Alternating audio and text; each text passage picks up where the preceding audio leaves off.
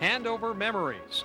Looking back, June 30th, 1997 midnight was a date looked forward to with much anticipation and uncertainty.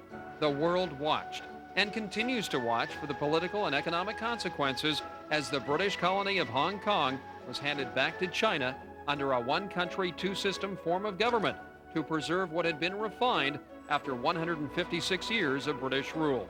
This event was particularly important to the United States. Hong Kong accounts for over 60% of all foreign direct investment into China. And so as a result, many American investors use Hong Kong financial services companies and banks, investment banks, to monitor and to recommend investments inside China. During the handover, many locals went to the beaches of Repulse Bay to enjoy the beach and water.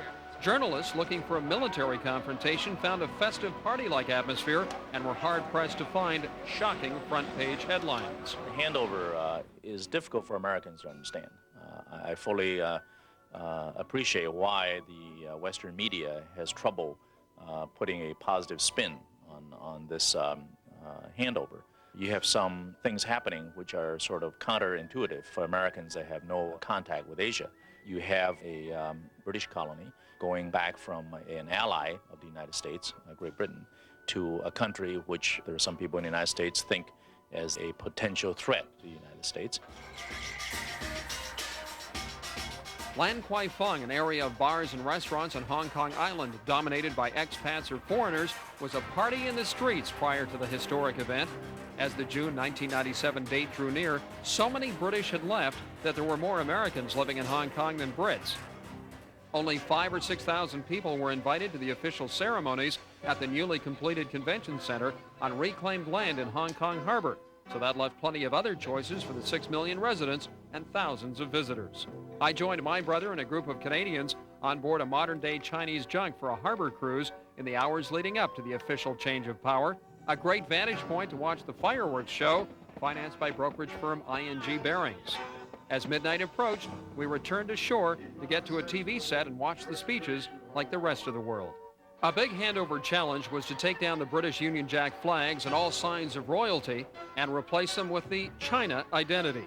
July 1st, the handover had turned into a hangover, but the parties and fireworks continued. I don't know if we should say the handover or the hangover, because for the last 3 days, we've had big parties, as you know. And I think everything went fairly well without very much incident. Of course, it was a sad departure for the British. And I think a lot of Hong Kong people were sad to see them go because they've done an excellent job in managing Hong Kong.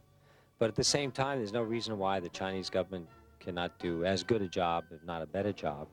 China, the country famous for making pyrotechnic devices, went all out and reportedly spent $10 million to put on their laser and fireworks display. It has been a historic week, handover 1997, amid downpours of torrential rain, steamy, humid temperatures.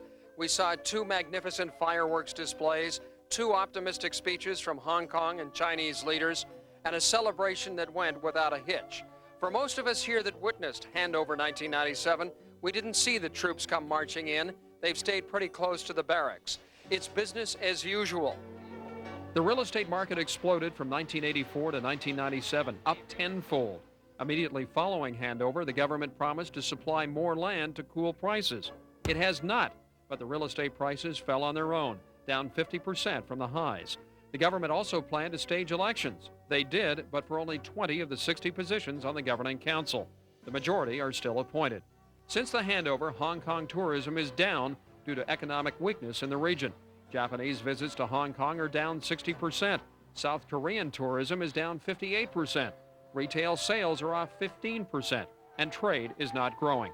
During the handover, news hit that Thailand's currency was being devalued.